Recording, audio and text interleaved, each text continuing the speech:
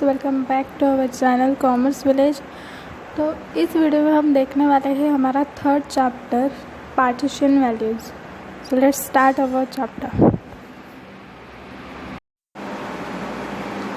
तो third chapter है partition values. तो अभी देखिए, हमें यहाँ पर एक चार्ट दिया है, एक टेबल दिया है। देखिए मैं आपको दिखाती हूँ। देखिए ये है table, types of average, individual data, discrete data and continuous data. ये जो दिए हमें हमने ये पहले भी सीखा है। हमने जब 10th स्टैंडर्ड तक ये मैथ्स में सीखा है हमने। आपको ये सारे वर्ड्स जो है वो बहुत ही फैमिलियर होंगे। देखिए individual data, discrete data and continuous data, ये हमने अरिथमेटिक मीन में देखा है। अभी देखिए उसके अलग अलग फॉर्मूले, अरिथमेटिक मीन, मोड, मीडियन, ये सारे वर्ड्स जो है हमें ये मैथ्स में सिखाए गए हैं। तो इन्हीं सारे फार्मूलाज को यूज़ करके हमें आगे एग्जांपल्स दिए हैं वो सॉल्व करने हैं। तो अभी ज़्यादा देर ना करते हुए हम डायरेक्टली चैप्टर को स्टार्ट करते हैं। Introduction. The procedure of the dividing the data into equal parts is called partitioning. अभी देखिए, अभी हमें कुछ वैल्यूज़ दी गई है। अब हमें उन वैल्यूज़ को अगर इक्वली डिवाइड करना हो, मतलब उस प्रोसीजर को हम पार्टीशनिंग कहते हैं। And values dividing the data into required number of equal parts are called partition values. जब हम उन वैल्यूज़ को डिवाइड करते हैं तो उनको, वो जो वैल्यूज़ आती है तो उनको हम partition values कहते हैं। In class 10th you have already studied about the measures of central tendency, that is averages such as arithmetic, mean, median and mode. Median is the value of the middlemost observation in the data when the observations are arranged in increasing or decreasing orders of values. अभी देखिए, हमने जब आज वो जो हमने सबसे first table देखा था उसमें हमने पढ़ा था, ये देखिए 10th स्टैंडर्ड तक, मतलब 10th स्टैंडर्ड में आपको ये सब कुछ सिखाया गया है। Arithmetic mean, median, mode. Median क्या आता है, तो हमें जो भी कुछ वैल्यूज़ दी जाती है उसका मिडल पार्ट्स जो हमें ढूंढना होता है उसको हम मीडियन कहते हैं। ठीक है। Median is a special type of partition values because there are equal number of observation above as well as below it. Like median, quartile, deciles and percentiles are also partition values. अभी देखिए, median जो है ये एक special type है partition value का, क्योंकि इसमें जो नंबर होते हैं वो इक्वल ऑब्जर्वेशन, मतलब हम वैल्यूज़ को इक्वली डिवाइड करके उसका ऑब्जर्वेशन निकालते हैं। तो हम ये बहुत ही एक स्पेशल टाइप कहा जाता है पार्टीशन वैल्यूज़ का। मीडियन के साथ साथ क्वार्टाइल, परसेंटाइल एंड डेसाइल, जो हमने ये जो नाम सुने वो भी बहुत स्पेशल होते हैं इसमें।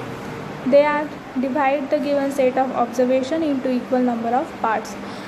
इनके हेल्प से, मतलब क्वार्टाइल, डेसाइल एंड परसेंटाइल, इनके हेल्प से हम किसी भी डेटा को डिवाइड कर सकते हैं इक्वली पार्ट्स में।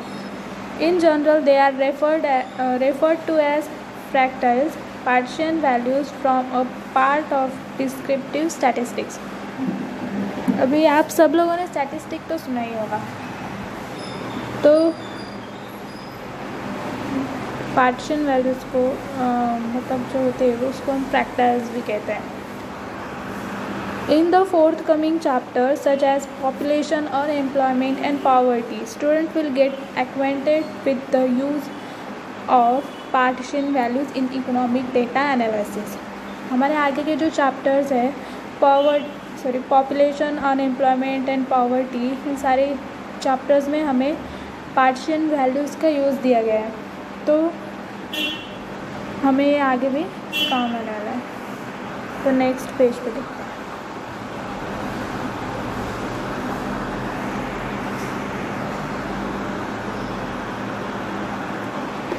ठीक है। तो need for partition values. The data consists of extreme values on the lower side and also on the higher side in magnitude. ठीक है, अभी देखिए data consist of extreme values on the lower side and also on the higher side in magnitude. अभी जब हमारा data होता है तो उसमें लोअर भी साइड होती है एंड हायर भी साइड होती है. तो such values are known as outliers. The average used for such data often misinterprets its representative value. To overcome this misinterpretation, generally partition values like median, quartile, decile and percentiles are used. अभी देखिए normally तो हमें जो data दिया जाता है हमें उसे इक्वली डिवाइड करना होता है. तो हमें मीडियन, क्वार्टाइल, डेसाइल, परसेंटाइल इन सभी का यूज़ करना होता है. अभी देखिए हमें यहाँ पर लिसन सी हमें यहाँ पर एक फॉर्मूला दिया है. See this formula Q2 equals to D5 equals to P50 equals to median. Q2 मतलब ये एक फॉर्मूला है जिससे हमें पता चलता है कि किसके कितने पार्ट्स होते हैं. अभी देखिए फर्स्ट इज़ क्वार्टाइल.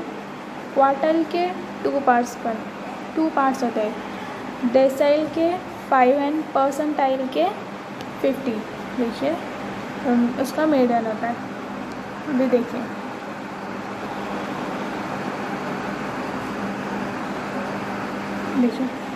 अभी हम डायरेक्टली लर्निंग स्टार्ट कर रहे थे. ठीक है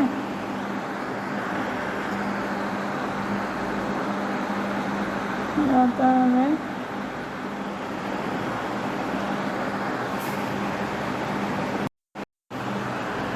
okay so let's start quartile. First meaning दिया है. Quartile are values of data which divide the whole set of observation into 4 equal parts. अभी देखिए 4 equal parts में हमें इनको डिवाइड करना होता है. There are 3 quartile which divide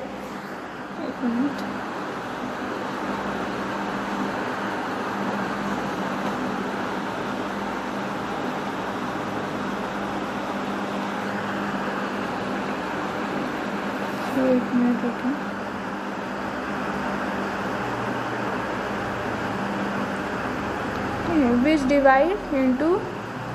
which divide the data into 4 equal parts. अब क्वार्टर में हमें देखा है कि हमें डेटा को 4 इक्वल पार्ट्स में हम डिवाइड कर सकते हैं. when data is arranged in when data is arranged in ascending or descending order, they are known as Q1, Q2 and Q3 respectively. Second quartile is nothing but the median. अभी देखिए हमने जो अभी quarter में हमें 4 parts में उनको divide करना होता है. देखिए 4 पार्ट्स में हमने डिवाइड कर दिया है.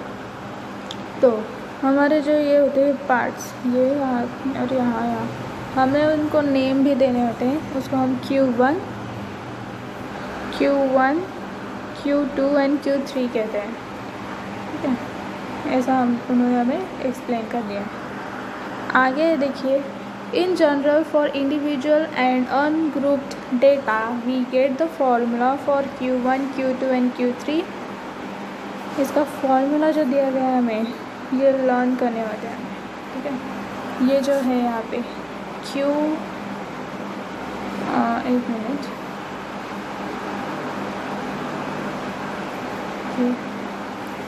तो QI is equal to size of I का मीनिंग देखिए यहाँ पे दिया है. देखिए सबसे फर्स्ट तो ये जो शॉर्ट जो दिया है ना हमें वो ये यहाँ पे इनके फुल फॉर्म्स दिए. ये भी आपको याद रखना ज़रूरी है. देखिए lower limit of quartile class, frequency of the quartile class, cumulative frequency of the class preceding the quartile class, then n is equals to total of frequency, h is equals to upper limit minus lower limit of the quartile class. अभी देखिए यहाँ पे हमें formulas दिए, दो types के फॉर्मूले, एक अनग्रुप के लिए एंड एक ग्रुप डेटा के लिए। Q I is equals to S size of I in bracket n plus 1/4 bracket complete, observation ऐसा निकलता है इसका।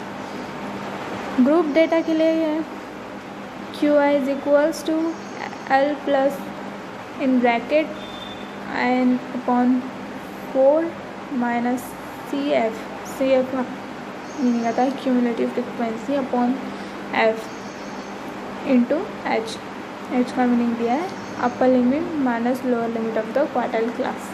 तो ये जो फॉर्मूलाज है वो हमें लर्न करने हैं। एक मिनट, अभी देखिए हमें यहाँ पे एक एग्जाम्पल सॉल्व करके दिखाया है, अभी देखते हैं जी।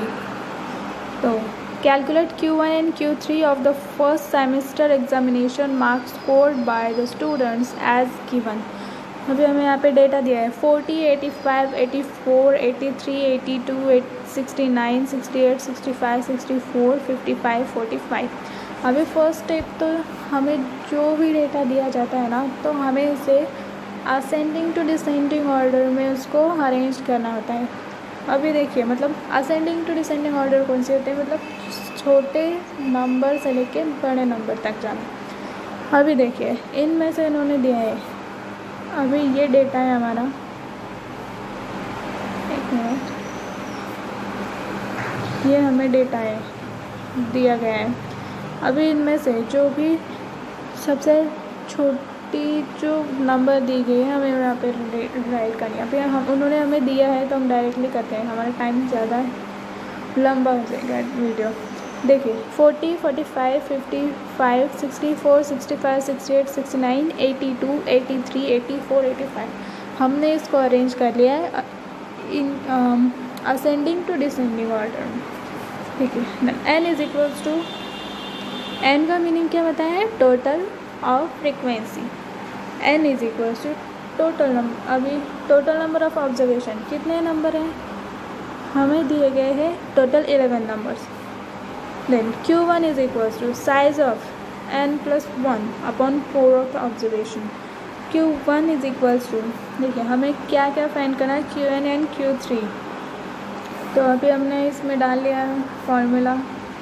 फॉर्मूला डालने के बाद हमने सारे नंबर्स भी डाले उसमें। फिर 11 प्लस 1 कितने आ जाते हैं, 12 आ गए। फिर उसके बाद 12 आने के बाद 12/4 आ रहा है नीचे आंसर 3। 4 से हमने 12 को डिवाइड कर लिया। देखिए 4 को जब हम 12 से डिवाइड करेंगे तो आंसर आता है 3। ठीक है, तो 3 आंसर आ गया। तो Q1 मतलब अभी देखेंगे अब हम इसमें से थर्ड नंबर कौन सा है, तो वो है 55, है ना, 55 जी। तो 55 नंबर जो है ये आ गया थर्ड ऑब्जर्वेशन। अभी हम आगे देखते हैं, Q3 फाइंड आउट करना है अभी हमें। अभी थर्ड क्वार्टाइल को फाइंड आउट करेंगे। Q3 is equals to size of 3। हमें पहले Q1 फाइंड आउट करना था, इसीलिए हमने 1 नहीं लिखा था। अभी हमें यहाँ पे Q3 फाइंड आउट करना है, तो 3 हमें यहाँ पे लिखना ज़रूरी है। तो n प्लस 1, n क्या दिया है हमें 11 प्लस 1 इक्वल्स टू 12।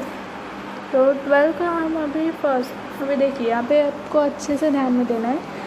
12/4 है, तो 4 से हम 12 को डिवाइड करके आंसर आता है 3। अभी 3 और ब्रैकेट के बाहर 3 होता है, तो हम उसको 3 से मल्टीप्लाई करेंगे तो आंसर आता है 9। तो अभी हम देखेंगे,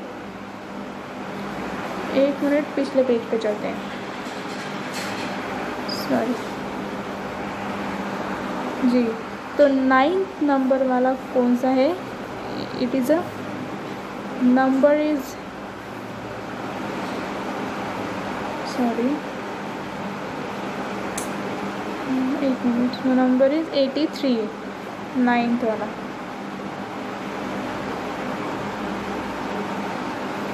आ गया। So this is the last answer.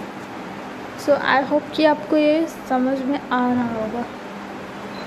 कुछ ज़्यादा इसमें कुछ करना नहीं है, हमें सिर्फ फॉर्मूला डालकर उसे सॉल्व करना है। ठीक है, अब हम अगला एक और एग्जांपल देख लेंगे, आपको ठीक से समझ में आ जाएगा।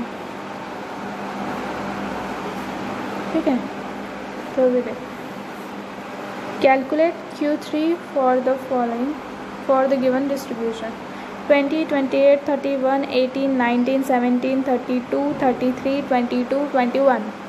ये हमें डेटा दिया है। सबसे फर्स्ट हमारी स्टेप होती है कि हमें उनको असेंडिंग टू डिसेंडिंग ऑर्डर में अरेंज करना है। हमने कर लिया। 17, 18, 19, 20, 21, 22, 28, 31, 32, 33। तो n इज इक्वल्स टू आ रहा है 10। तो Q हमें फाइंड आउट क्या करना है इसमें, सॉरी फाइंड आउट सिर्फ हमें Q3 करना है। तो ये छोटा सा है एग्जाम्पल, जल्दी समझ में आ जाएगा। तो देखिए Q3 size of 3 n+1/4 observation. So Q3 अभी n इज इक्वल टू 10 है, तो 10 + 1 आता है 11 आ गया। अभी देखिए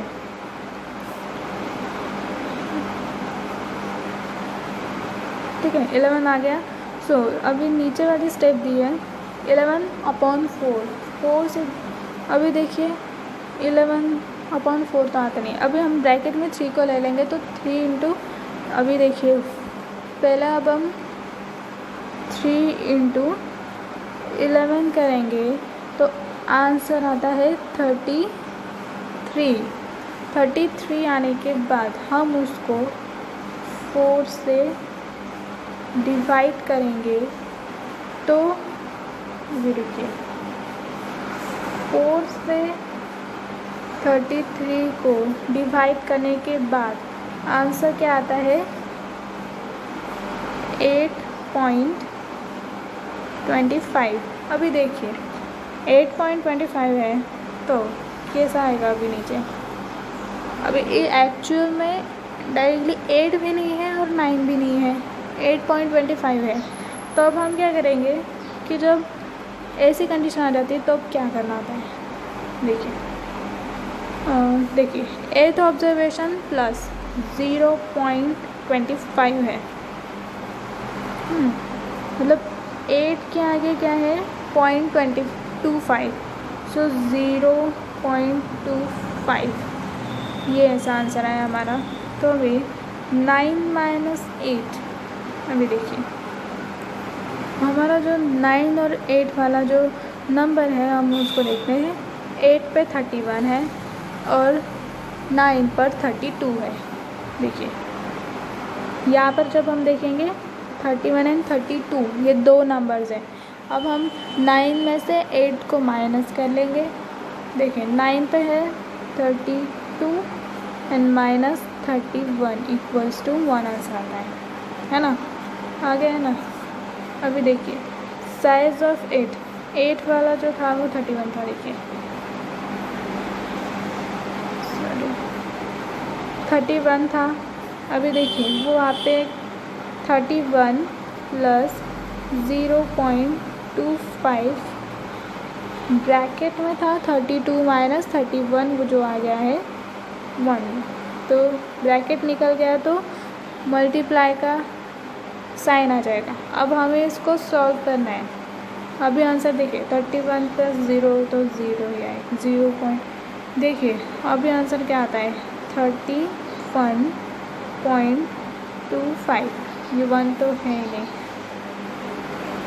सो Q3 का आंसर आता है 31.25। आई होप कि आपको समझ में आ रहा है। देखिए जब ऐसी सिचुएशन आती है तो क्या करते हैं कि 8 के बाद पॉइंट लग के 25 ऐसा आंसर है। तो मतलब ये परफेक्टली 8 भी नहीं है और परफेक्टली 9 भी नहीं है, इसलिए हमने दोनों ले लिए। और फिर 9 मतलब जो बड़ी वाली जो बड़ा वाला जो नंबर होता है उसमें से 8 जो होता है, जो हमने उसको माइनस कर लिया है, मतलब 9 - 8 कर लिया।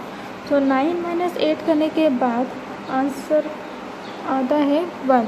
तो हमने उसको एडिशन करके मल्टीप्लाई कर लिया और फिर आंसर आता है 31.25।